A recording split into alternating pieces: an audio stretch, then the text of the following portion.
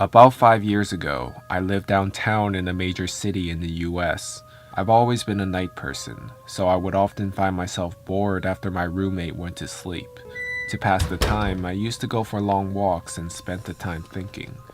The park, as it was most nights, was completely empty. I turned down a short side street in order to loop back to my apartment when I first noticed him. At the far end of the street on my side was the silhouette of a man dancing. It was a strange dance, similar to a waltz. Deciding he was probably drunk, I stepped as close as I could to the road to give him the majority of the sidewalk to pass me by. He was very tall and lanky and wearing an old suit. He danced closer until I could make out his face. His eyes were open and wild, head tilted back, looking off at the sky. His mouth was formed in a painfully wide cartoon of a smile. I decided to cross the street before he could get any closer. As I reached the other side, I glanced back and then stopped dead in my tracks. He had stopped dancing and was standing with one foot in the street, perfectly parallel to me. He was facing me, but still looking skyward, smile still wide on his lips. I was completely and utterly unnerved by this. I started walking again. He didn't move. The street and sidewalk ahead were completely empty. Still unnerved, I looked back to where he had been standing to find him gone. For the briefest of moments, I felt relieved until I noticed him. He had crossed the street and was now slightly crouched down. I couldn't tell for sure due to the distance and the shadows, but I was certain he was facing me.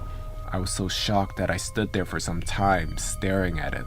And then he started moving towards me again. He took giant, exaggerated, tiptoed steps as if he were a cartoon character sneaking up on someone. I like to say at this point I ran away or pulled out my pepper spray or my cell phone or anything at all. But I didn't. I just stood there, completely frozen as the smiling man crept towards me. Still smiling, still looking at the sky. When I finally found my voice, I blurted out the first thing that came to mind. What I meant to say was, "Hey, what do you want?" What came out was a whimper. What do you... Regardless of whether or not humans can smell fear, they can certainly hear it. I heard it in my own voice, and that only made me more afraid. But he didn't react to it at all. He just stood there, smiling. And then, after what felt like forever, he turned around very slowly and started dance walking away. Just like that, not wanting to turn back to him again, I just watched him go until he was enough away to almost be out of sight. And then I realized something. He wasn't moving away anymore, nor was he dancing. I watched in horror as the distant shape of him grew larger and larger, and this time he was running straight towards me. I ran until I was off the side road and back into a better lit road with sparse traffic. Looking behind me then, he was nowhere to be found. The rest of the way home, I kept glancing over my shoulder, always expecting to see his terrifying smile, but he was never there.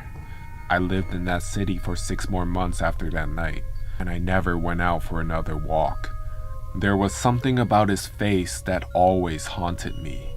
He didn't look drunk. He didn't look high. He looked completely and utterly insane.